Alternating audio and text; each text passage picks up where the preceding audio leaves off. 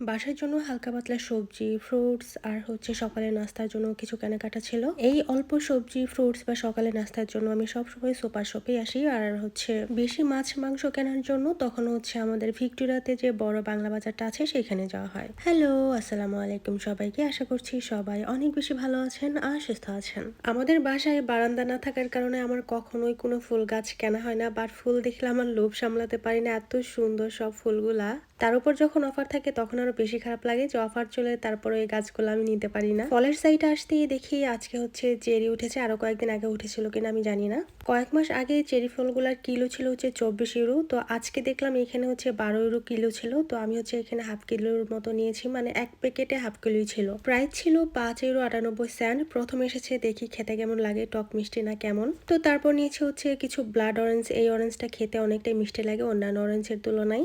Orange আমি সবসময় বেশি করে নিয়ে 3-4 দিনের জন্য একসাথে জুস করে রাখি, তারপর ওটা ফ্রিজ থেকে বের করে যখন যখন প্রয়োজন তখন খাই আর কি। এই আমগুলো দেখছিলাম আর কি, এই আমগুলোর প্রাইস এত বেশি। একটা আমের প্রাইস ছিল 8 ইউরো, 9 ইউরো, 7 ইউরো 86 সেন্ট এইরকম। কিন্তু এই আমগুলো স্মেলই যা সুন্দর, খেতে একটুও মজা না, ভেতরে আঁশে ভরা থাকে। তারপর নিয়েছি রেডি প্যাকেট একটা মাশরুম। এই মাশরুম আমার ডিম দিয়ে খেতে ভালোই লাগে, আমি সবসময় ওইভাবেই করি যেটা রেসিপি দিয়েছিলাম আর কি। আজকে ফলের সাইডে আমার কেন জানি মনে হচ্ছিল কোনো ফল নাই, ঘুরে ফিরে সেই মালটা, কমলা, আপেল। এগুলাই আপেল আমার একদমই খেতে ভালো লাগে না, কেন জানি ফল কিনে কোনো তৃপ্তি পাচ্ছিলাম না। তার সাথে অ্যাভোকাডোর অবস্থা খুব খারাপ ছিল, মনে হচ্ছিল সব কাঁচা কাঁচা, কিনলেও মনে হবে বাসায় রাখলে পাকবে না। কারণ 2-1 বার আমি এরকম ডস খেয়েছি, কয়েকবার অ্যাভোকাডো বাসায় নিয়ে গেছি, কয়েকদিন থাকার পরেও পাকে নাই। ইতালিয়ান অনেক ধরনের সবজির ভিতরে এই ফাবেটা আমার খুবই ভালো লাগে। এটা ইতালিয়ানদের মতো না, আমি আমার মতো করে রান্না করে খাই আর কি, খুবই ভালো লাগে। তো আমি ফাবিও এক প্যাকেট নিয়ে নিয়েছি। আর এইদিকে হাঁটতে হাঁটতে দেখলাম রিওর তন্নটা অফার চলছে। যত রকমের টুনার ক্যান আছে তার ভিতরে রিও স্পেশাল একটা ব্র্যান্ড বলতে পারেন, এটার মজা অন্যরকম। তার উপরে 50% অফার। আর এটার ক্যান কিন্তু ছোট ছিল না, এটার ক্যানগুলো বড় বড় ছিল। তো তারপর চলে এসেছিলাম নুডলসের এই দিকে।